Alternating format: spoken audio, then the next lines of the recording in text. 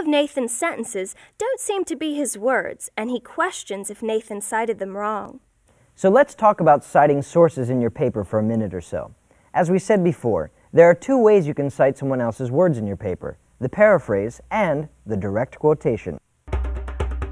All right, let's say you've got this great quote or paraphrase for your paper. What do you do with it? Well, there's two really important things you need to do to make sure you don't plagiarize. First, always cite any ideas you borrow from others.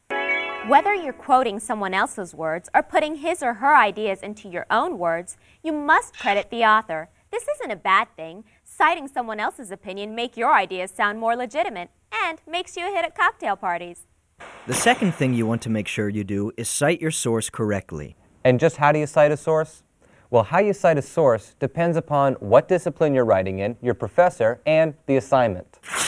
But you should always check the assignment and check with your professor to see what kind of documentation style he or she prefers.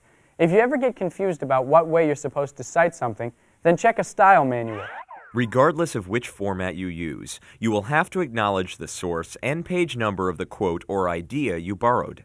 You'll also have to include all the information for the source, like the author, title, and publishing info, and for extra credit, the author's favorite color and choice of detergent.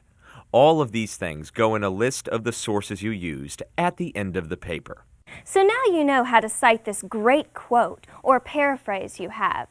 But there's more to it than that. You want to be sure to use your source the right way in your paper.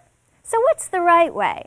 If you're paraphrasing, you want to be sure to paraphrase accurately and effectively. Effective paraphrase is one that maintains the main idea of the author, but simplifies the way it is said and gets rid of any unnecessary jargon. Let's go back to Nathan's paper. Remember his professor's concern that Nathan hasn't cited his source correctly because it doesn't sound like Nathan's words. Nathan cited his sentence, but he didn't put quotes around it. Since there are not quotes, we can assume Nathan's paraphrasing. So all the words in his paraphrased sentence must be his own words. The cited sentence reads, "The forces that operate to bring individuals together in groups are effective in part because others are kept out. The boundaries that identify friendships in groups imply barriers for entry and penalties for exit." Now let's return to the page from which Nathan got this passage. The passage reads, "The forces that operate to bring individuals together in intimate relations are effective in part because others are kept out." Notice he only changed intimate relations to groups, so almost this entire passage is still a quote. Nathan's sentence would be considered plagiarism. So, how'd you feel when you found out you plagiarized? I was flabbergasted. Plagiarism? I mean, I thought, that's only for the bad kids, you know? I guess I just thought it could never happen to me. So Nathan's plagiarized his source. Remember, a paraphrase keeps only the main idea of the author and none of the author's language. A paraphrase should both condense the author's ideas and change the words. Let's look at the quoted sentences and Nathan's new paraphrase of them. Remember, the quote was, "The forces that operate to bring individuals together in intimate relations are effective in part because others are kept out. The boundaries that identify friendships and groups imply barriers for entry and penalties for exit." Now let's look at Nathan's paraphrase. The formation of groups among high school students serves both to draw distinctions between who is in and who is out. Each subgroup is defined by distinct characteristics, thus creating barriers among members and non-members. This new paraphrase holds on to the main idea of the author. It still says that groups form in high school and that they work because they bring some people together and set up barriers to others. These groups help establish clear identities for the members of the groups. So the main idea is still there, but the author's words aren't being used. And remember, even if you put an idea into your own words, you still gotta cite it. So, that's the skinny on paraphrasing. Now let's look at the professor's comment about a quote Nathan uses in his last paragraph. His teacher thinks Nathan hasn't explained how the quote connects to the sentence right before it and right after it. So let's talk about using a quotation in a paper. When you're using a quote, you want to be sure to integrate it smoothly into the flow of your paper. This is called bracketing the quote. Your reader should see the quote coming. That's the first bracket.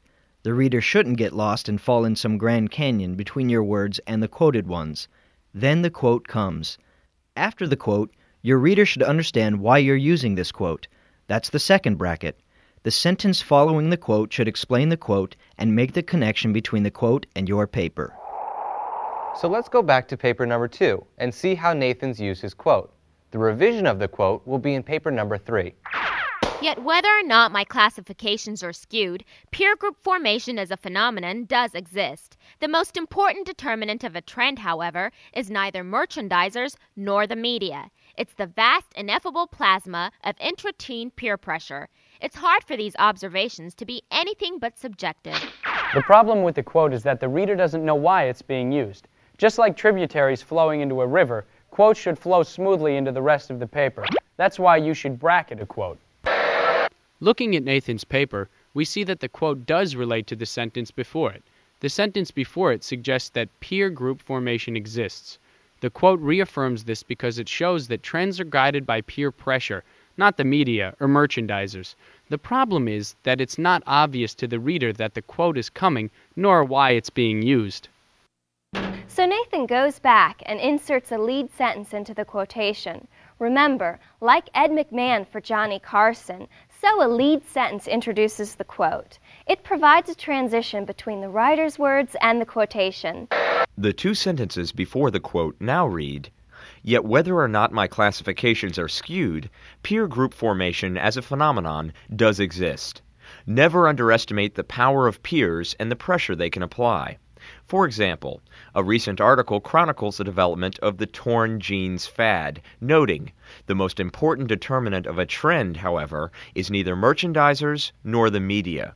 It's the vast, ineffable plasma of intra-teen peer pressure." The important change Nathan's made is to smoothly connect his words to the quote. The quote is introduced by a summary of the article from which the quote came. The lead into the quote also begins with "for example." So the lead into the quote tells the reader he or she is about to get an example of the power of peers and peer pressure and where the quote is from. There's a smooth transition between Nathan's words and the quote. Now let's look at the sentence that follows the quote. The sentence that follows the quote is, "It's hard for these observations to be anything but subjective." This line does refer back to the beginning of the paragraph where he wrote, "The classifications of these groups is rooted in personal experience and is most likely biased and inaccurate to many." But it doesn't logically follow from the quote, which is about peer pressure.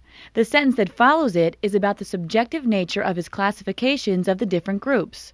There needs to be a sentence following the quote that segues between the quote and the following thought.